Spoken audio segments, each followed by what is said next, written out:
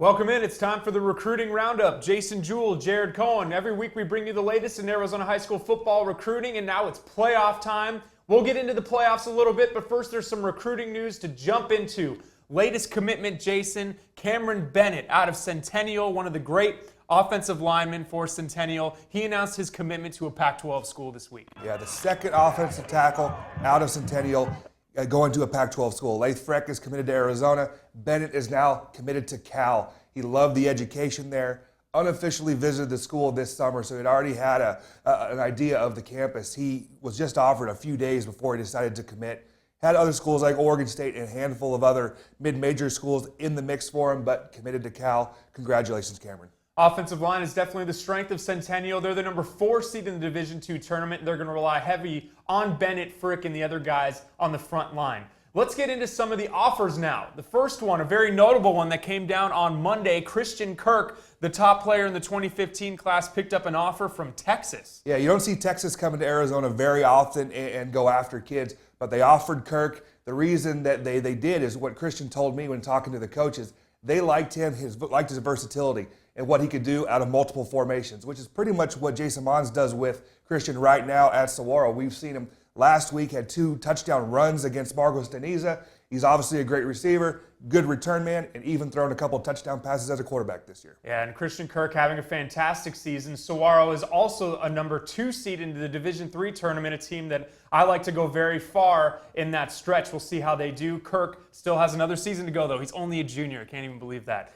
Another guy to get to, this in the Division II race at Chaparral, the rival of Christian Kirk and Saguaro, Joe Nauert for Chaparral, the linebacker, picked up 2 offers in the past week. Yeah, it was offered by 2 academy schools, offered by Navy and then by Air Force, joining the New Mexico State Aggies. That was his first offer. So now he's up to 3. He's playing very good, 6'2", 220-pound player that obviously has great grades. I expect some more offers to come in for him. Nauert has a great motor. Him and Robbie Kleinfeld, the linebacking duo at Chaparral, are going to have a lot to say about their push for a state championship this year.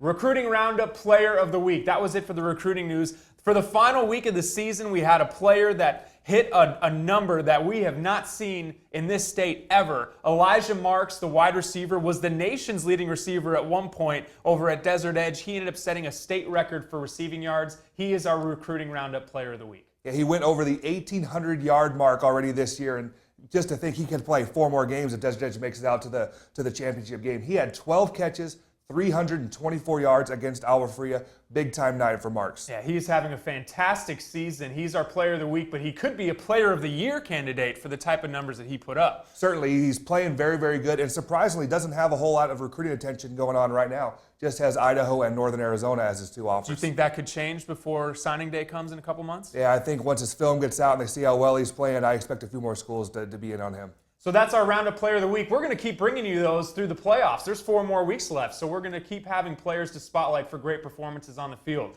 Speaking of on the field, let's get into the playoffs a little bit. 2 big games that have caught our eye in round 1. Let's start with yours first. That happens in Division II.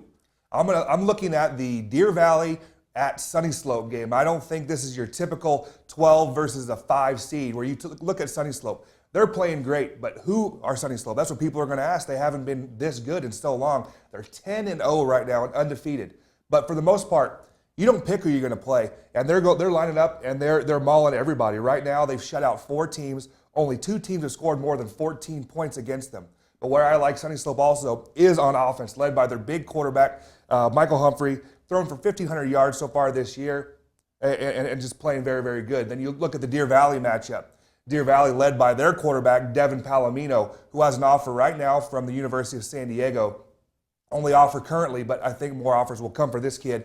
And Deer Valley, they're playing very good too. Only 3 teams have scored more than 14 points against them. I think this is a good matchup. And we don't talk basketball recruiting very often in this show, but Michael Humphrey recently committed to Stanford to play basketball. So you see 2 sports playing off each other. So he's committed to Stanford, and that's going to be a very intriguing matchup this week. My intriguing matchup is in Division I. 12-5 matchup, just like you mentioned. Everyone likes to pick those 12-5 upsets in the NCAA tournament, but that seems to be the ones that we like so far. Division I, Brophy going up against Westview. Brophy getting a little bit healthier, and the key for them is going to be stopping Westview's running back, Jalen Johnson. Has had a remarkable season. Westview is known for having a great running attack over the years. We saw how great Savion Morris was in years past. Jalen Johnson has kind of taken on that torch with a great year. Brophy's defense, though, is their strength.